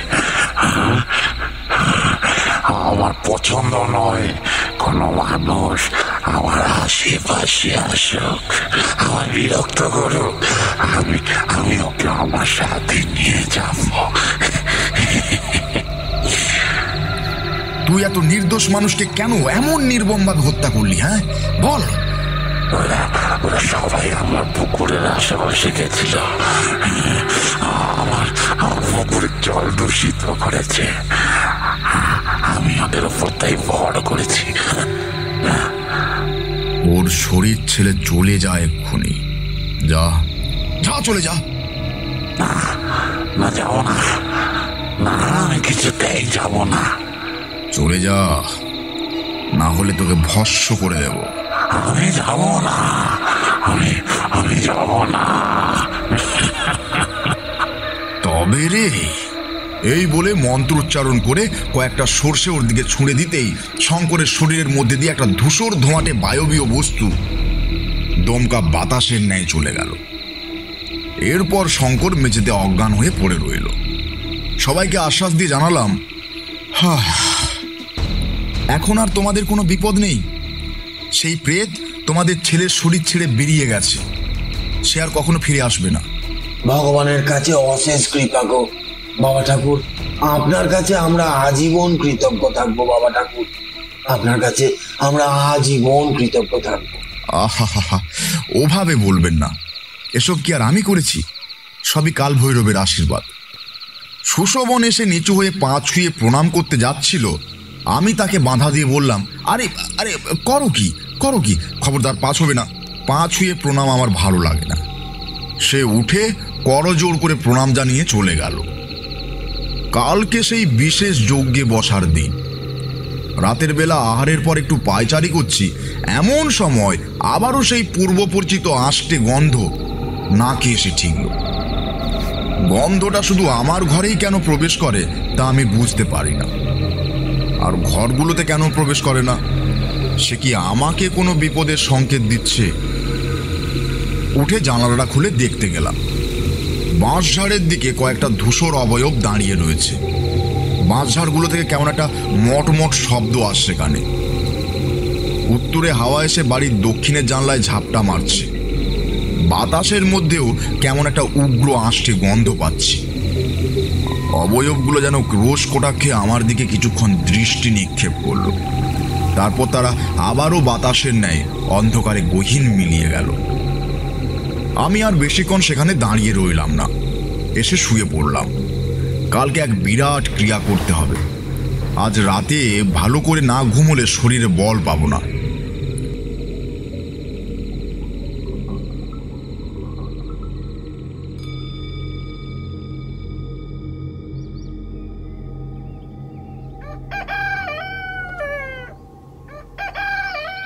ঘুম ভাঙলো ভোরের আলো যখন জানলা বেয়ে এসে পড়েছে আমার পায়ের ওপর। মুরগির ডাকে ঘুম ভাঙার আমেজ শুধু এমন পল্লী বাংলাতেই পাওয়া যায়। সোনালি রোদ্দুর শ্বেত শুভ্র মেঘরাশি বয়ে এসে পড়েছে শালতোড়া গাঁয়ের ওপর। সত্যিই আমজাম কাঁঠালের ছায়ায় ঢাকা এক অত্যন্ত মোহময়ী ও সুন্দর একটা গ্রাম। সকলে উঠে দেবজ্যোতি বাবুকে সবটা বুঝিয়ে দিলাম যে কিভাবে কখন কি করতে হবে আর কি কি উপকরণ মজুদ রাখা আবশ্যক। সেই মতো তিনি জিনিসপত্র জোগাড় করতে পাঠিয়ে দিলেন। আর কিছু জিনিস যা একবারে দুর্লভ সেগুলো আমি নিজেই জোগাড় করব, কারণ সেসব বাজারে হেঁটে পাওয়া যায় না। দেবজ্যোতি বাবুকে বললাম, আচ্ছা এখন শঙ্কর কেমন আছে? আগের থেকে সুস্থ আছে তো? হ্যাঁ ঠাকুর মশাই, আপনার ওই ক্রিয়ার পর সে একদম সুস্থ আছে, তবে একটু দুর্বল আছে বই কি। আসলে এত ধকল গেছে তো ওর উপর দিয়ে, তাই হয়তো এই দুর্বলতা। দিন 15-র মধ্যে সুস্থ হয়ে যাবে হয়তো। যাক, সুস্থ হয়ে গেলেই ভালো। আচ্ছা ঠাকুর মশাই, আপনি যদি খারাপ না ভাবেন তো একটা কথা জিজ্ঞেস করব। করুন, নিশ্চয় তেমন কোনো কথা জিজ্ঞাসা করবেন না যাতে আমার খারাপ লাগতে পারে। আগে হ্যাঁ, বলছিলাম যে আপনি ওটা কি ক্রিয়া করলেন ওই দিন? আগে তো কখনো এমন ক্রিয়া কাউকে করতে দেখিনি। আগে কখনো জোকা প্রেতের এমন ভয়ানক রূপ দেখেছেন কি? না, সেটাও ঠিক। আমি নিজেও ঠিক মতো জানি না এই ক্রিয়াটি কি এবং এর নাম কি। আমি শুধু বিবরণ মতো ক্রিয়া সম্পন্ন করেছি, ব্যাস এটাই। এর বেশি আমি কিছু জানিও না, আর কিছু জানতেও চাই না। আচ্ছা ঠিক আছে ঠাকুর মশাই, কিছু ভুল বলে থাকলে আমাকে মার্জনা করবেন। না না, তেমন ব্যাপার নয়। আপনার কৌতূহল হয়েছে, আপনি জিজ্ঞাসা করেছেন, উত্তরও পেয়ে গেছেন নিশ্চয়ই। আচ্ছা, আমি এখন একটু শঙ্করকে দেখতে চাই। সে এখন কোথায় রয়েছে? এই তো নিজের ঘরে শুয়ে রয়েছে, আসুন আমার সাথে। গিয়ে দেখলাম শঙ্কর বিছানায় চুপচাপ শুয়ে রয়েছে, কিন্তু সে ঘুমিয়ে নেই, জেগেই আছে। বিস্ময় ভরা দৃষ্টি নিয়ে সে আমার দিকে কিছুক্ষণ চেয়ে রইল। তারপর নিজের বাবার উদ্দেশ্যে বলল, বাবা মশাই, ইনি কে? এনাকে তো আগে কখনো এই গায়ে দেখিনি। ইনি হচ্ছেন ঠাকুর মশাই। এনাকে সবাই তারানাথ তান্ত্রিক নামে চেনে। ইনি না থাকলে তোমার প্রাণ সংশয় ঘটতে পারত। ইনি তোমাকে ওই প্রেতের কবল থেকে মুক্ত করেছেন। ইনি আমাকে প্রেতের হাত থেকে বাঁচিয়েছেন? আমাকে বাঁচিয়েছেন? কোন প্রেত? আমাকে তো কোনো প্রেতে ধরেনি। আমার তো কিছু মনে নেই। আমাকে কখন প্রেতে ধরলো? না না, আমার তো কিছু হয়নি। ওই পুকুরটার কাছে গিয়ে আমি হঠাৎ অজ্ঞান হয়ে গেছিলাম, আর তারপরে এই এখন আমার জ্ঞান ফিরল। আমার তো কিছু মনে নেই। না, কিচ্ছু মনে নেই, কিচ্ছু মনে নেই।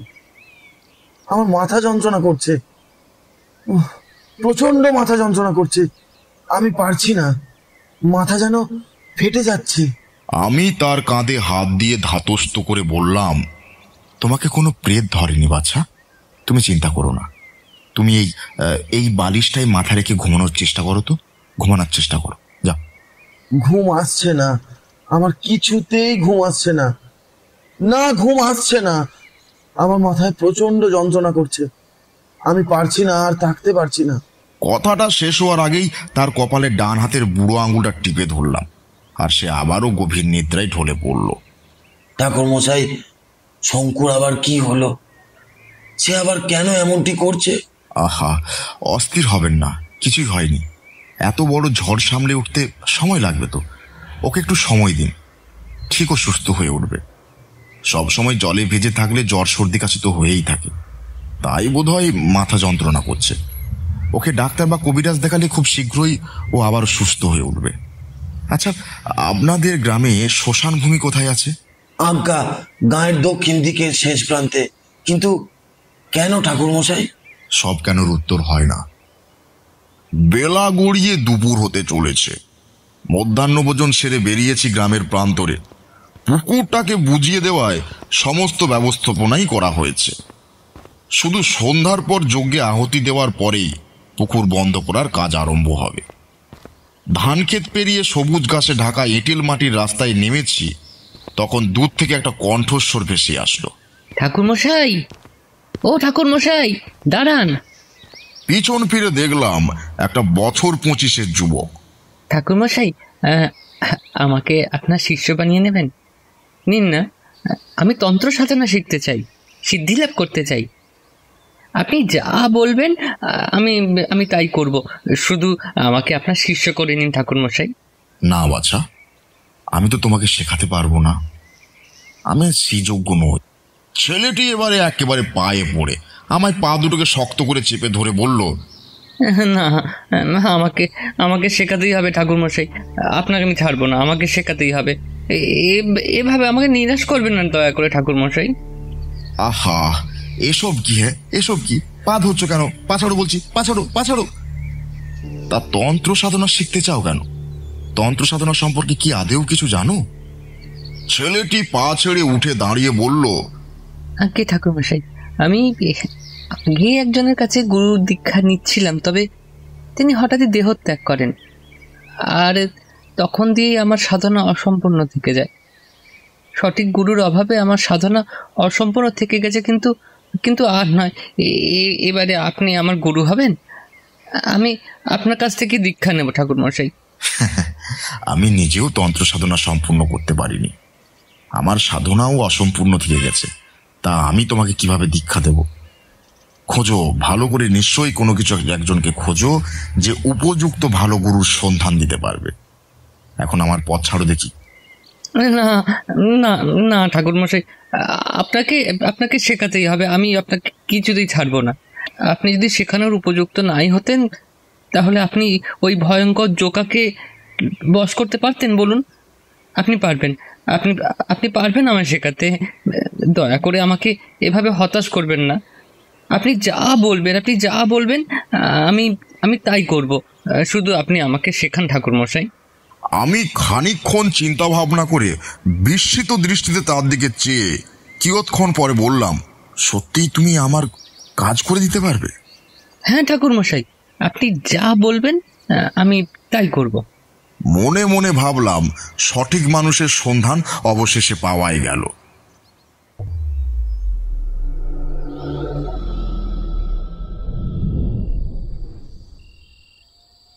সন্ধ্যা তখন সবে নেমেছে।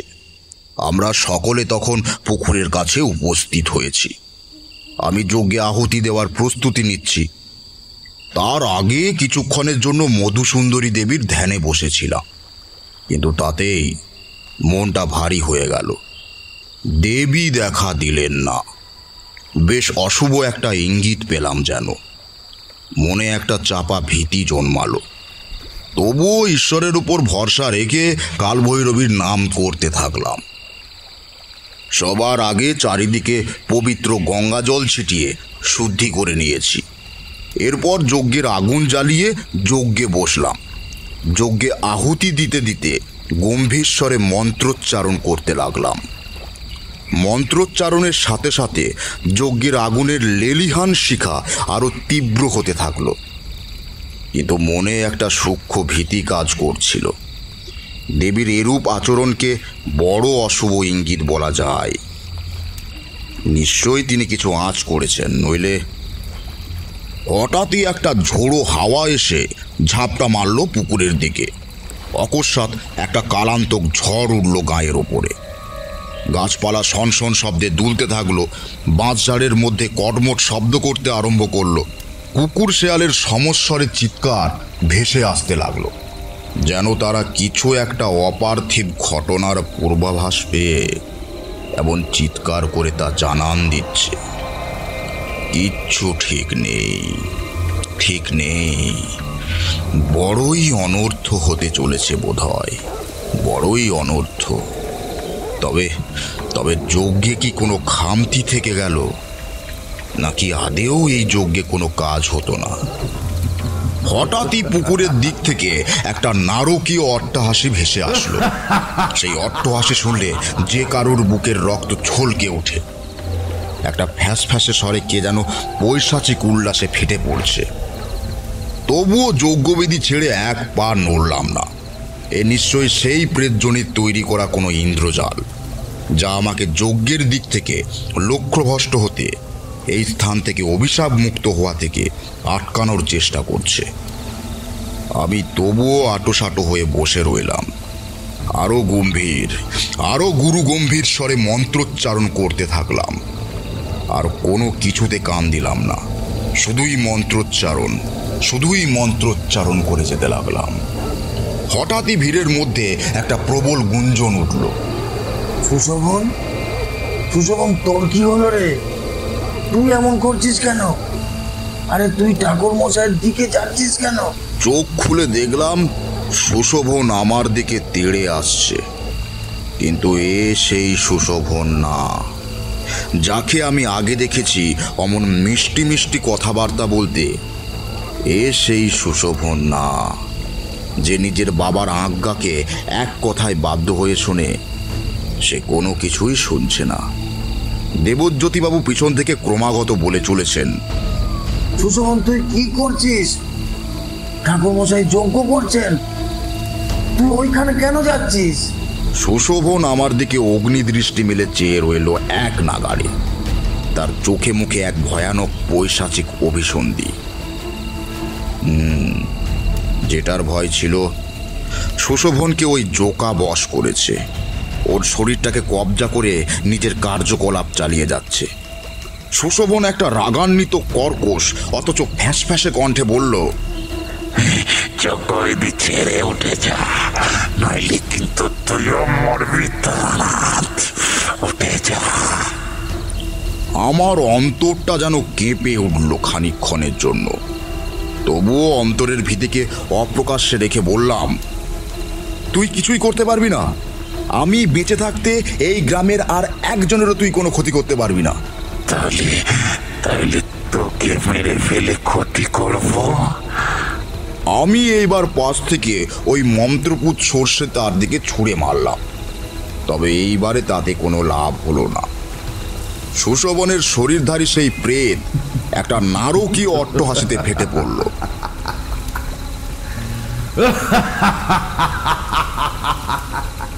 সেখানে উপস্থিত সকলে ওখানে মূর্তিমান স্তম্ভের ন্যায় দাঁড়িয়ে রইল। নিষ্প্রাণ, নিরুপায় এই মানুষগুলোকে দেখে আমার ক্রোধ একেবারে অনিয়ন্ত্রিত হয়ে উঠল। আর তখনই হঠাৎ খেয়াল করলাম আমার চারিপাশে একটা অদৃশ্য নাগপাশ আমাকে আবদ্ধ করে নিচ্ছে। ক্রমশ সেই নাগপাশ আরও মজবুত হচ্ছে। কিন্তু এটা তো সম্ভব নয়। আমি তো দুপুরেই দেহবন্ধন করে রেখেছিলাম। তাহলে কি এই পিশাচ এতটাই শক্তিশালী যে এর শক্তির সামনে আমার দেহবন্ধনের পাতলা পাটকাঠির ন্যায় ভেঙে গিয়েছে? আমাকে আরো বেশি করে সেই নাগপাশে আবদ্ধ হতে দেখে সেই পিশাচ ভয়ানক অট্টহাসিতে ফেটে পড়তে লাগলো। আমি বজ্র গম্ভীর স্বরে চিৎকার করে বললাম, যত হাসার হেসে নে, পিপিলিকার পাখা ওঠে মরিবার তরে, তোকে স্বয়ং কাল ভৈরব এসে ধ্বংস করবেন। সে আবারও এক নারকীয় অট্টহাসিতে ফেটে পড়ল। তারপর এক নারকীয় দৃষ্টি মেলে আমার দিকে তাকালো এবং ছুটে আসলো আমার দিকে। এসে আমার গলাটা তার বজ্র আটুনিতে জাপটে ধরল। উফ, কি ভয়ানক সেই বন্ধন! গলা যেন ফেটে যাবে এমন একটা দমবন্ধ ভাব লাগছিল, যেন এক্ষুনি চোখের সামনে এই দুনিয়া অন্ধকার হয়ে আসবে। গলায় হাত দেওয়ার কারণে বুঝলাম আমার পদ্মবীচের মালাটি আমার গলায় আর নেই। নিজেকে প্রথমবার বড়ই অসহায় নিরুপায় মনে হলো। তাহলে তাহলে আমিও কি সেই বানেশ্বর ওঝার মতো এই প্রেতের কাছে পরাজিত হব? এই গ্রাম কি কখনো সেই জোকার হাত থেকে মুক্তি পাবে না? হ্যাঁ, হাজারো চিন্তার মাঝে ডুবে রয়েছে, তখনই একটা চেনা স্বর ভেসে এলো। ঠাকুরমশাই, ও ঠাকুরমশাই, আমি এসে গেছি, এই নিন, এই নিন। বলে সে আমার পদ্মবীজের মালাটা আমার দিকে ছুঁড়ে দিল। আমি তখন কোথা থেকে যেন একটা অপ্রাকৃতিক শক্তি পেলাম। কোনো ক্রমে এক হাত বাড়িয়ে মালাটা হাতে ধরলাম, তারপর সেটাকে সেই সুশোভনের দেহধারী পিশাচের মাথায় ঠেকিয়ে দিলাম।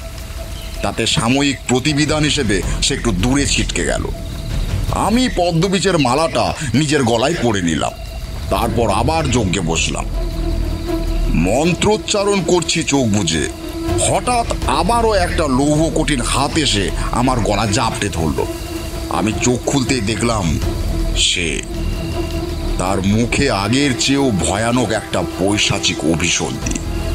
গর্জন ভেসে আসছে তার মুখের ভেতর থেকে। সেই হাত ক্রমশ আরো বেশি চাপ দিতে থাকলো আমার গলায়। আমি শ্বাসরোধ হওয়ার উপক্রম প্রায়। মনে মনে মধুসুন্দরী দেবীকে ডাকলাম আর বললাম, রক্ষা করো দেবী, এই অধমকে রক্ষা করো, না হলে এই পুরো গ্রাম যে উজাড় হয়ে যাবে। কিয়ৎক্ষণ পরে আমার ঘাড়ের মধ্যে সে একটা নখ বিঁধে দিল, আর আমার ঘাড় দিয়ে রক্ত বেয়ে পড়তে থাকলো নিচে। আর তখনই একটা দৈব আলোয় চারিদিক ভরে উঠল। সেই পিশাচ একটা বিকট আর্তচিৎকার করে সুশোভনের দেহ ছেড়ে দিল, আর একটা ধূসর ধোঁয়াটে আবছায়া যেন আগুনের লেলিহান শিকায় জ্বলে পুড়ে ভস্ম হয়ে গেল। তার সাথে সাথে ভস্ম হয়ে গেল আরও এক অশুভ অপশক্তি। ঠিক তখনই সেই পুকুরের জলে কোলাহল শুরু হলো। পুকুরের জলের মধ্যে একটা ভীষণ রকম দোলাচল আরম্ভ হলো। তারপর ধীরে ধীরে সমস্ত নির্মমতা, আর্তচিৎকার পাথরের নৈশব্দের মতো মিলিয়ে গেল। আর পুকুরের সমস্ত জল এসে যজ্ঞের বেদির কাছে কোথায় যেন মিলিয়ে গেল। পুরো পুকুর তখন শুকিয়ে গিয়ে একটা শুকনো মাঠে পরিণত হয়েছে। আমি ঘাড়ে হাত দিয়ে সেখানেই বসে পড়লাম। আবারও মধুসুন্দরী দেবীর ধ্যানে বসলাম। তারপর দৈব দৃষ্টি দিয়ে দেখতে পেলাম একটা আগুনের বলয় জাতীয় কিছু উৎপন্ন হলো, এবং তারপর দেখা দিলেন স্বয়ং যোগিনী মধুসুন্দরী দেবী। আমি জোড়হাত করে দেবীকে প্রণাম জানালাম। তারপর অশ্রুসিক্ত কণ্ঠে বললাম, দেবী, দেবী, তোমার অশেষ কৃপা, তোমার অশেষ কৃপা দেবী। আজ তোমার জন্যই আমি এই গ্রামবাসীদেরকে মুক্তি দিতে পারলাম। কিন্তু দেবী, হঠাৎ ওই পিশাচ কিভাবে ভস্ম হয়ে গেল? হ্যাঁ তারানাথ, তোর মতো নিষ্ঠাবান সৎ সাধকের রক্ত যজ্ঞের আগুনে পড়বার কারণেই ওই অপশক্তির অন্ত হয়েছে। তবে এখনো কিন্তু তোর একটা কাজ বাকি আছে। গ্রামের ভূমি বন্ধনটা এখনো অবধি বাকি।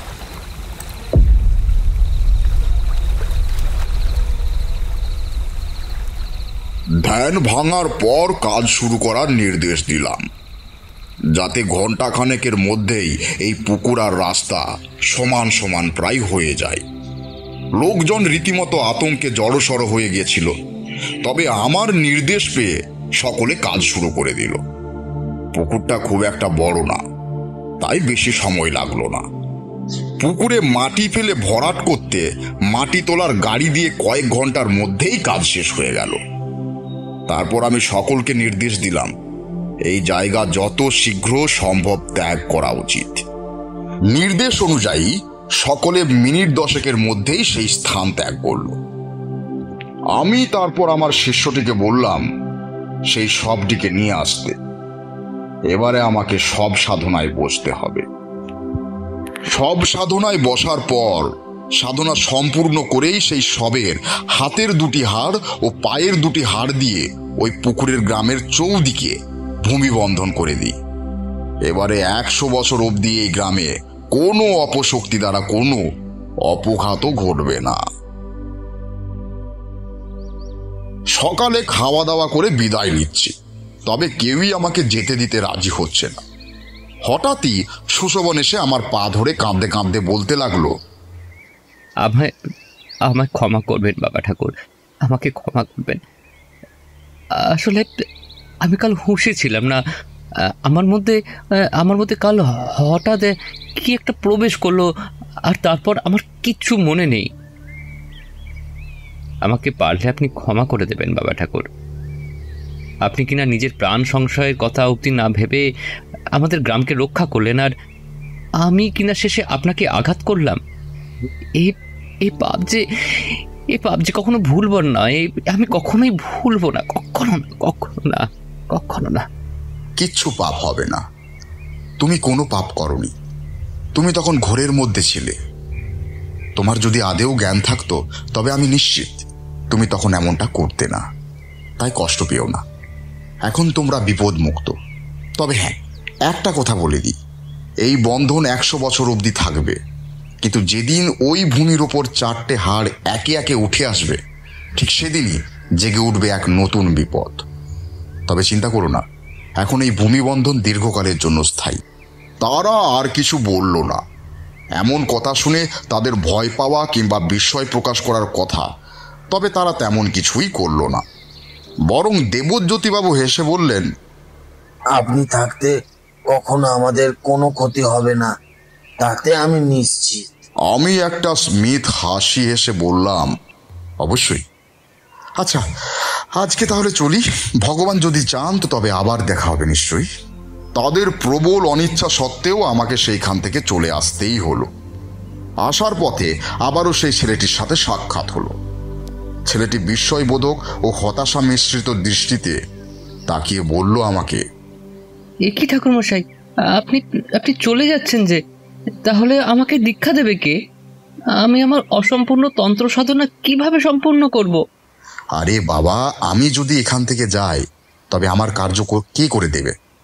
তাছাড়া আমি নিজেই সাধনা সম্পূর্ণ করতে পারিনি, আর তোমাকে কিভাবে দীক্ষা দিতে পারি বলো? ভালোভাবে খোঁজো, নিশ্চয়ই যোগ্য ও সঠিক গুরুর সন্ধান পাবে, এবং তা খুব শীঘ্রই পাবে। তোমার কাছে আমি কৃতজ্ঞ যে তুমি আমার অনেক রকমভাবে সাহায্য করেছ। তবে সত্যি বলছি, আমি নিরুপায়।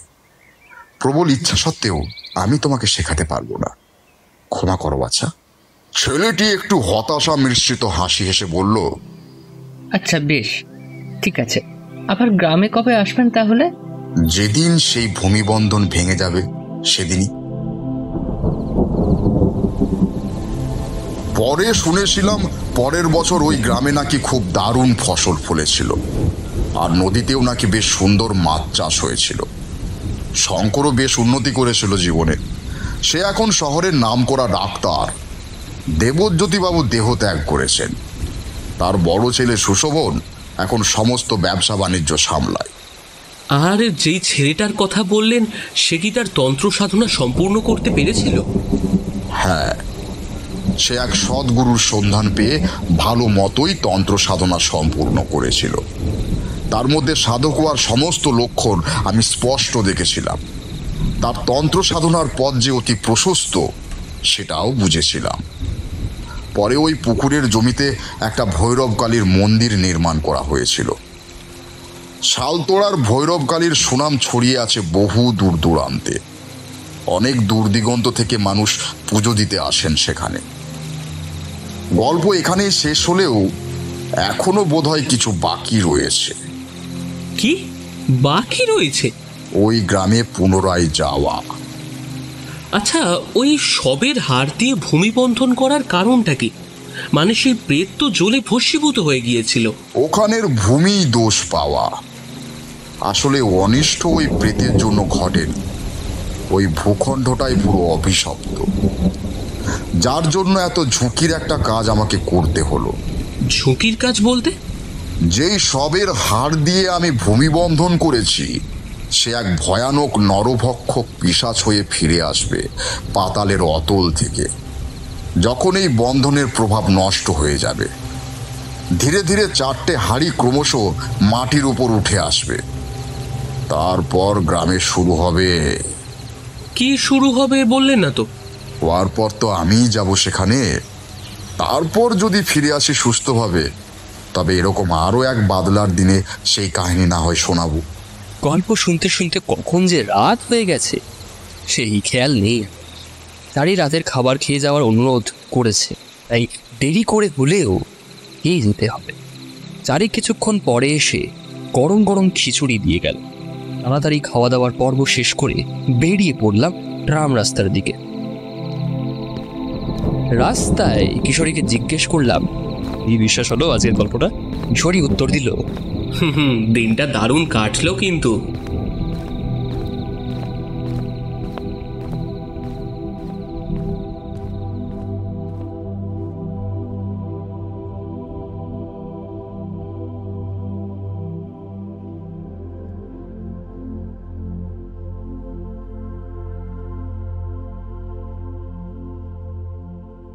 আপনারা এতক্ষণ শুনছিলেন লেখক শেখ ইফরাজের লেখা তারানাথ তান্ত্রিক ফ্যানফিকশন তারানাথ তান্ত্রিক ও জোকা পিশাচ। আজ গল্প পাঠটি ছিল তুষার। তারানাথ তান্ত্রিকের ভূমিকায় গোপাল, কিশোরীর ভূমিকায় শুভম, অন্যান্য চরিত্রে তৃষা, প্রীতম, সৌম্য দাস, পার্থপ্রতিম দাস, অঙ্কন, খুশি বসু ও ঈশান। গল্পের সূত্রধার আমি পার্থপ্রতিম দাস। শব্দগ্রহণ ও শব্দ সংযোজনে তিতাম দাস। গল্পটির সমগ্র পরিকল্পনা ও পরিচালনায় ছিল পার্থপ্রতিম দাস। গল্পটি কেমন লাগলো জানাতে ভুলবেন না আমাদের লাইক ও কমেন্ট করে। আর খুব ভালো লাগলে শেয়ার করুন সবার সঙ্গে। আমাদের সমস্ত নতুন গল্প শুনতে সাবস্ক্রাইব করুন রহস্যের অন্ধকারে ইউটিউব চ্যানেলটি। তবে আজ আসি, আবার অন্য কোনো দিন এক নতুন গল্প নিয়ে হাজির হব আপনাদের কাছে। ততদিন ভালো থাকুন, সুস্থ থাকুন আর শুনতে থাকুন রহস্যের অন্ধকারে। ধন্যবাদ, শুভরাত্রি।